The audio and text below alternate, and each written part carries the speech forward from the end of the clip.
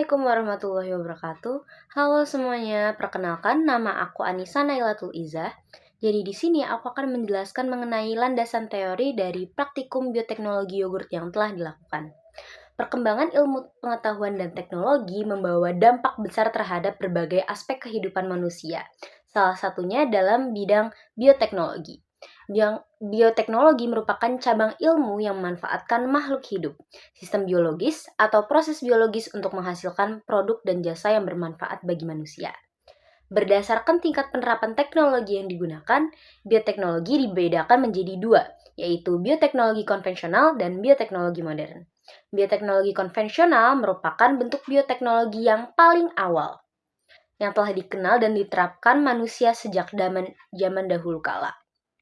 Bioteknologi adalah bioteknologi yang memanfaatkan mikroorganisme secara langsung dan utuh tanpa melalui proses rekayasa genetika. Mikroorganisme yang digunakan bekerja sama secara alami sesuai dengan sifat biologisnya. Oleh karena itu, proses yang terjadi dalam bioteknologi konvensional berlangsung secara sederhana dan alami, serta tidak melibatkan manipulasi genetik atau teknologi yang canggih. Tetapi, bioteknologi konvensional tetap memiliki peranan penting dalam kehidupan manusia karena telah digunakan secara turun-temurun dan terbukti memberikan banyak manfaat.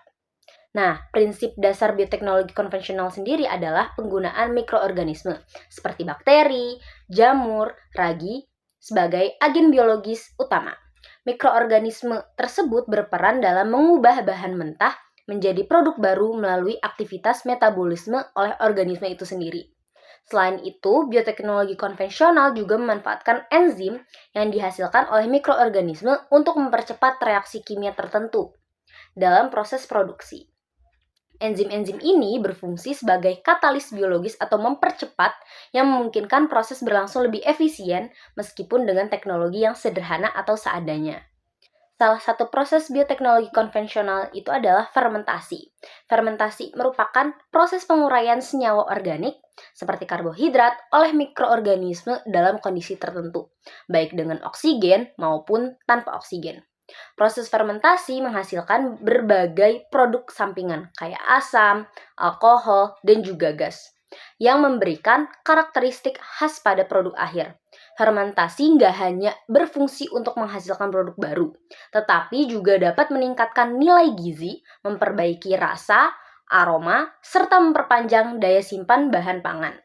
Nah, bioteknologi konvensional umumnya menggunakan teknik dan peralatan yang sederhana. Prosesnya tidak perlu menggunakan mesin yang canggih ataupun laboratorium modern, sehingga mudah diterapkan oleh masyarakat luas, termasuk pada skala rumah tangga dan industri kecil. Karena hal ini menjadikan bioteknologi konvensional sebagai teknologi yang relatif murah, mudah diakses, dan juga ramah lingkungan. Oke, selanjutnya itu adalah latar belakang. Nah, mengapa kelompok kami itu memilih yogurt? Nah, kelompok kami itu memilih yogurt karena yogurt merupakan salah satu produk olahan susu yang dihasilkan melalui proses fermentasi dengan bantuan bakteri baik seperti Lactobacillus bulgarisus dan Streptococcus thermophilus. Proses fermentasi ini mengubah laktosa dalam susu menjadi asam laktat, sehingga menghasilkan rasa asam khas serta tekstur yang lebih kental. Selain memiliki cita rasa yang segar, yogurt juga dikenal sebagai minuman bergizi yang bermanfaat bagi kesehatan pencerna. Nah, di era modern saat ini, kesadaran masyarakat terhadap pola hidup semakin meningkat. Hal tersebut mendorong meningkatnya konsumsi produk pangan fungsional. Salah satunya itu yogurt. Yogurt mengandung protein, kalsium, vitamin, serta probiotik yang berperan penting dalam menjaga keseimbangan mikroorganisme dalam usus. Oleh karena itu, yogurt tidak hanya dikonsumsi sebagai minuman, tapi juga sebagai bagian dari upaya menjaga kesehatan tubuh. Pembuatan yogurt sebenarnya dapat dilakukan dengan peralatan sederhana dan bahan yang mudah diperoleh, sehingga memungkinkan untuk diterapkan dalam skala rumah tangga maupun pembelajaran di sekolah. Baik, saya Kailanda Denia Sabrina. Di sini juga terdapat rumusan masalah. Yang pertama yaitu adalah bagaimana pengaruh proses fermentasi terhadap rasa, tekstur, dan kualitas yogurt sebagai produk pangan bergizi.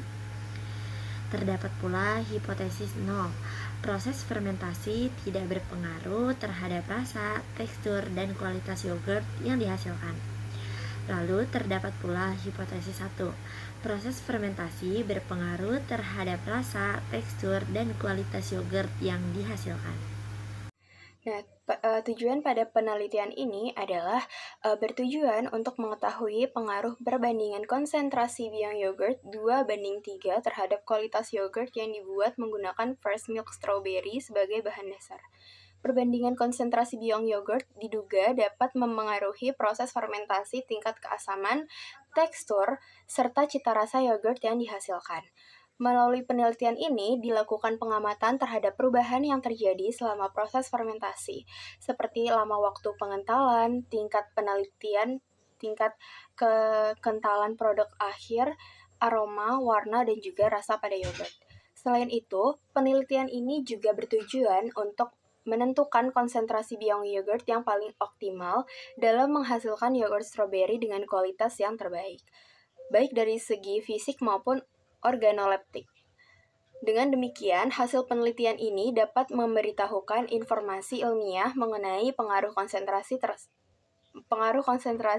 starter pada mutu yogurt, serta menjadi referensi dalam pengembangan yogurt berbahan dasar fresh milk strawberry. Nah, cara kerjanya itu, yang pertama, susu dipanaskan hingga suhu sekitar 80 sampai dengan 90 derajat Celcius selama 4 sampai dengan 6 menit. Tujuannya untuk membunuh bakteri liar dan juga mengubah struktur protein agar yogurt menjadi lebih kental. Setelah itu, susu didinginkan hingga suhu 40 sampai dengan 45 derajat Celcius. Lalu yang kedua, ada penambahan starter yogurt. Penambahan starter yogurt ini dilakukan sebanyak 2 sampai dengan 3 sendok makan per 500 ml susu. Lalu setelah itu, aduk perlahan hingga tercampur rata. Starter yogurt mengandung bakteri baik yang akan memulai proses fermentasi. Nah, proses fermentasi ini dapat disimpan pada suhu ruang dengan suhu 40 sampai dengan 45 derajat Celcius selama 6 sampai dengan 12 jam. Nah, semakin lama fermentasinya, yogurt akan semakin kental dan juga rasa semakin pekat untuk keasamannya. Nah, setelah proses fermentasi, setelah tekstur yogurt mengental, yogurt dimasukkan ke dalam kulkas selama beberapa jam. Pendinginan ini berfungsi untuk menghentikan proses fermentasi dan juga menstabilkan tekstur pada yogurt. Berdasarkan praktikum bioteknologi yang telah dilakukan, kami mendapatkan 2 hasil dari 2 perlakuan. Pada perlakuan yang pertama, konsentrasi biang yogurt dalam kondisi normal. Pada kondisi normal, fermentasi berlangsung sedikit lebih lambat. Mengapa demikian? Karena bakteri yang digunakan juga sedikit. Sehingga fase pembentukan asam laktat untuk menggumpalkan yogurtnya itu jauh lebih lambat. Dan yogurt yang dihasilkan pun memiliki aroma yang tidak terlalu tajam, tingkat keasaman yang sedang, dan juga warnanya itu mengikuti warna susu yang digunakan. Dan teksturnya juga sedikit kental. Sedangkan pada konsentrasi yang lebih tinggi, itu fermentasi berlangsung lebih cepat. Mengapa demikian? Karena bakteri yang digunakan jauh lebih banyak. Sehingga fase penggumpalan ataupun fase fermentasinya itu jauh lebih cepat. Dan yogurt yang dihasilkan pun memiliki tingkat keasaman yang cukup tinggi dan juga aroma yang cukup tajam dan tekstur yang lebih kental. Warnanya pun cukup keruh dan agak sedikit pucat. Yang terakhir itu adalah kesimpulan. Kesimpulannya ialah bahwa hipotesis 0 salah dan hipotesis 1 benar bahwa proses fermentasi berpengaruh terhadap rasa, tekstur, dan kualitas yogurt yang dihasilkan.